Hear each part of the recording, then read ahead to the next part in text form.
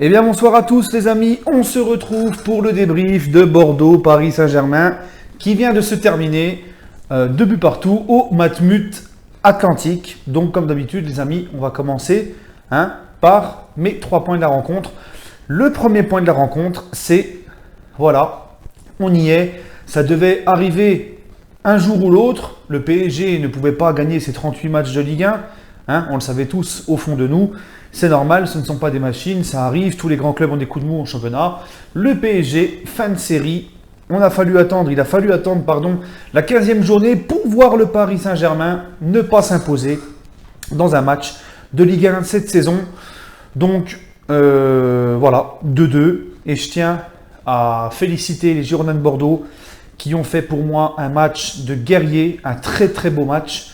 Ils ont vraiment fait un gros match, un gros coup de chapeau à eux. J'estime pour ma part qu'ils méritent de partager les points avec nous dans l'ensemble du match. Voilà. Donc ensuite, je vous l'avais dit dans mon avant-match, les Bordelais devant le Matmut Atlantique. Ça c'est sûr, la Matmut elle assure. Les Bordelais, allez nous rentrer dedans. Deuxième point de cette rencontre, les gars, c'est Marquinhos. Parce que j'ai l'impression que Marquinhos...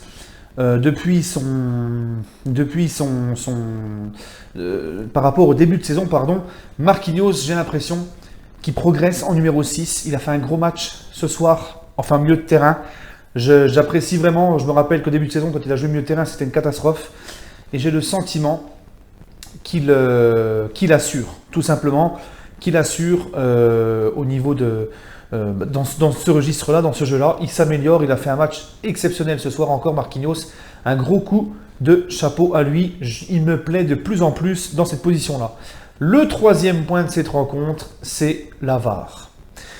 Parce que la VAR, les gars, alors premier but du PSG qui était valable, on a mis 5 minutes pour prendre la décision de valider le but du Paris Saint-Germain. Ok, mais alors pourquoi sur le penalty sur Neymar et en deuxième mi-temps sur Choupo-Moting, les mecs qui sont sur leur canapé là derrière t'as l'impression que vous êtes en train de regarder Netflix ou je ne sais quoi. Ils n'ont pas réagi ni interpellé l'arbitre. Alors que pour moi, il y a clairement penalty sur Neymar et Choupo-Moting. Que faisaient les arbitres? Donc on se rend compte qu'avec la VAR, finalement, il y aura toujours des couilles et que ça t'aide pas à 100% à améliorer les erreurs d'arbitrage. Bref, c'était mes 3 points de cette rencontre.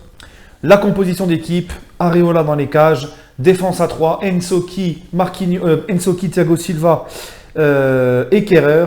Au milieu de terrain, Draxler, Marquinhos, Bernat à gauche, Daniel Alves à droite. Ensuite, Neymar, Di Maria et Mbappé, donc devant en pointe. Donc 25 premières minutes où Bordeaux nous rentre bien dedans, Paris ne décroche même pas une seule frappe cadrée, on a beaucoup de mal à rentrer dans ce match. Et petit à petit, Paris sort la tête de l'eau, Paris peut-être avait besoin de sortir un peu de son nuage du match face à Liverpool. Et des Bordelais qui sont très bien en place. Mais après, le PSG commence à accélérer un petit peu plus. Les Bordelais commencent à laisser un peu plus d'espace. Neymar ouvre le score sur un superbe ballon que lui-même il amène à Mbappé. Mbappé redonne à Neymar. Neymar écarte pour Alves. Alves donne un magnifique ballon à Neymar. 1-0. Et ensuite, le PSG enchaîne. Poteau de Di Maria. Neymar fauché dans la surface. Il n'y a rien. À la mi-temps, 1-0 tranquillement. Deuxième mi-temps, et là les Parisiens, les Bordelais arrivent complètement reboostés en seconde mi-temps, foncent complètement dans le lard des Parisiens. On voit un PSG complètement largué dans ce début de deuxième période. Bordeaux pousse, et au bout d'un moment, ça fait mouche par l'infatigable Briand. Alors Briand, c'est pareil, les mecs, il a 35 ans, Jimmy Briand.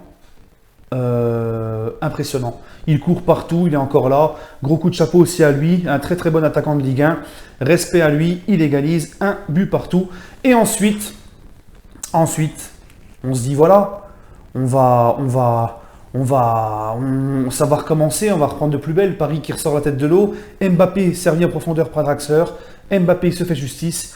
2-1. On s'est fait peur parce qu'on pensait qu'Mbappé s'était claqué. En fin de compte, c'était des crampes.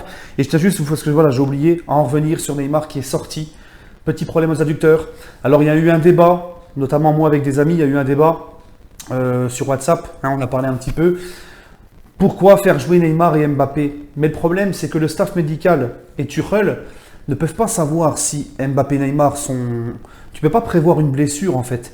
Si les joueurs te disent, si Neymar et Mbappé te disent, coach, ils leur disent, on ne ressent rien, on est bien, on est apte à jouer, l'entraîneur, il fait confiance à ses joueurs, tout simplement. Il écoute ses joueurs. Si Neymar et Mbappé se sentent capables de jouer ce match, eh ben ma foi, Tuchel, il a eu raison pour moi de les aligner. C'est des joueurs les plus importants.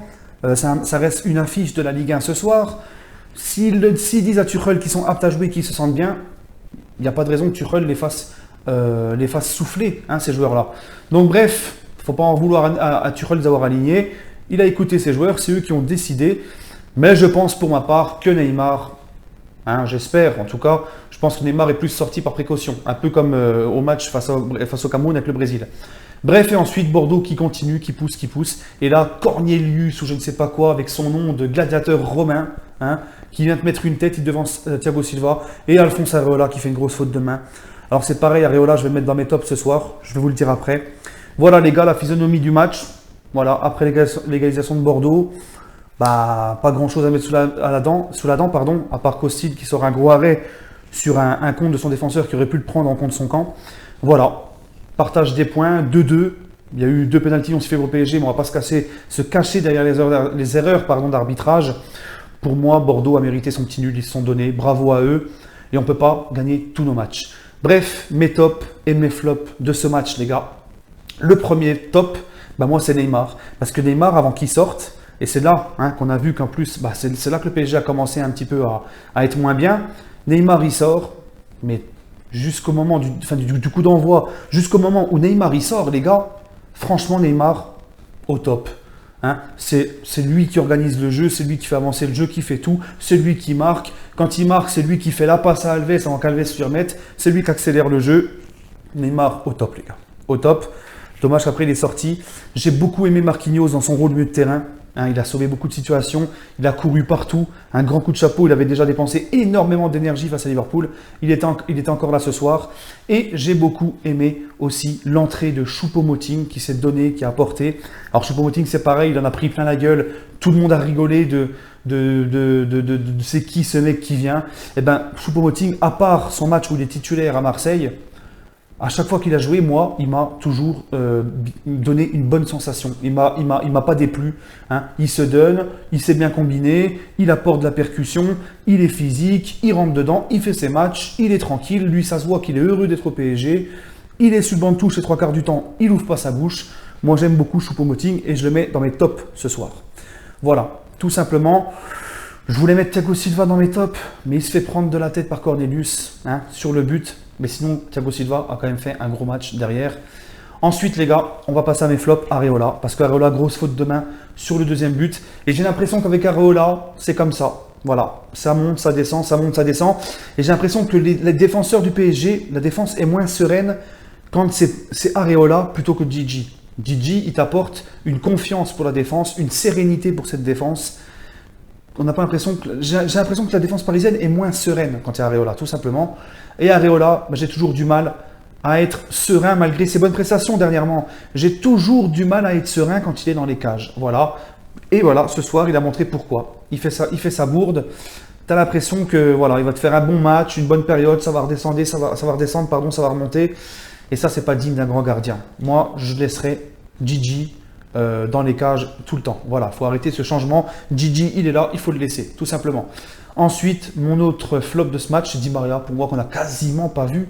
Di Maria qu'on n'a quasiment pas vu, mis à part sa barre transversale. Beaucoup de mauvais choix, très peu de ballons. On l'a quasiment pas vu, très bien. On l'a pas vu, tout simplement. Et encore dans mes flops, j'en avais un troisième de flop, Mbappé. Alors je suis désolé, Mbappé, il marque son but. Mais pour moi, déjà, on voit que neuf, bah finalement, on voit vraiment qu'en neuf, il n'est pas fait pour être neuf. Et Kylian Mbappé, malgré qu'il marque son but, hein, Kiki, bah, je trouve qu'il fait moins de différence. Je l'ai trouvé un peu absent. On l'a moins vu dans ce match. J'en attends plus. Voilà, tout simplement. Bon, il a marqué son but. Mais c'est vrai que niveau du jeu, niveau de tout, il a perdu beaucoup de ballons. Il a fait quasiment aucune différence. Mais bon, il marque. Voilà, les gars. 2-2. Félicitations Girondins de Bordeaux. Demain, on se retrouvera, les gars, pour l'avant-match de Strasbourg-PSG. Bah oui, parce qu'on enchaîne. Il y a la 16e journée, mercredi, face à Strasbourg. Donnez votre ressenti par commentaire. On se retrouve donc demain. Allez Paris. Et voilà, tout simplement.